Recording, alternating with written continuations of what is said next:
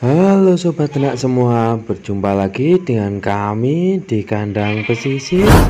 Kali ini kami ingin berbincang-bincang atau membahas tentang bagaimana dengan hanya bermodalkan yang sedikit atau modal yang terbatas, tetapi kita bisa sukses untuk beternak domba.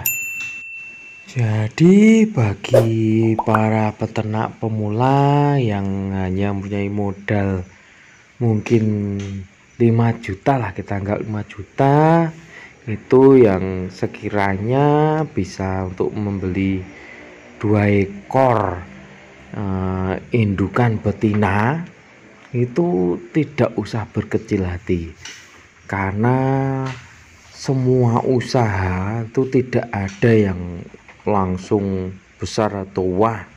Tentunya ini yang kita bicarakan dengan kita para peternak yang modalnya terbatas. Itu banyak pula yang mulai dari kecil atau sedikit. Jadi kita bisa mulai dari beternak domba 2 ekor. Misalkan kita beli indukan bunting seharga masing-masing 2.500.000-an, itu beli 2 ekor.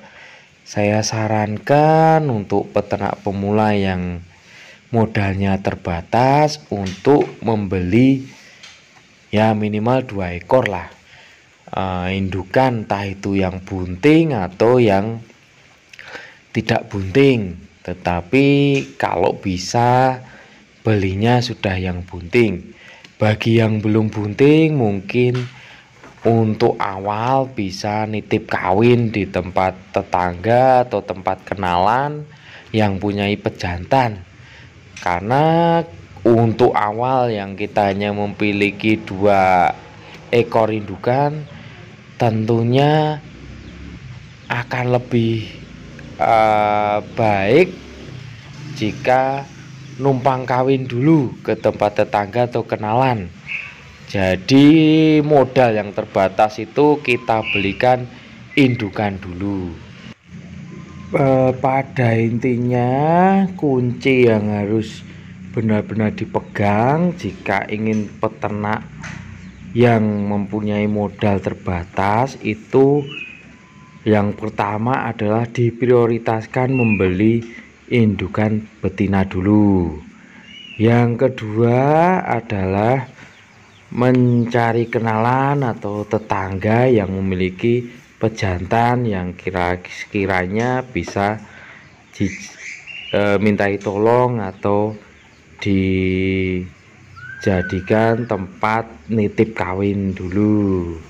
Yang ketiga itu harus ada konsekuen, yaitu selalu menyimpan anakan betina dari hasil ternak kita. Misalkan beranak 1 ekor betina, ada baiknya untuk disimpan. Jika beranak 2 ekor betina, bisa atau boleh yang 1 ekor disimpan untuk menambah indukan berikutnya, atau yang satunya dijual untuk menambah atau membuat kandang. Sehingga kesuksesan atau perkembangan dari ternak bagi pemula yang mempunyai modal terbatas itu berada di perencanaan kita sendiri.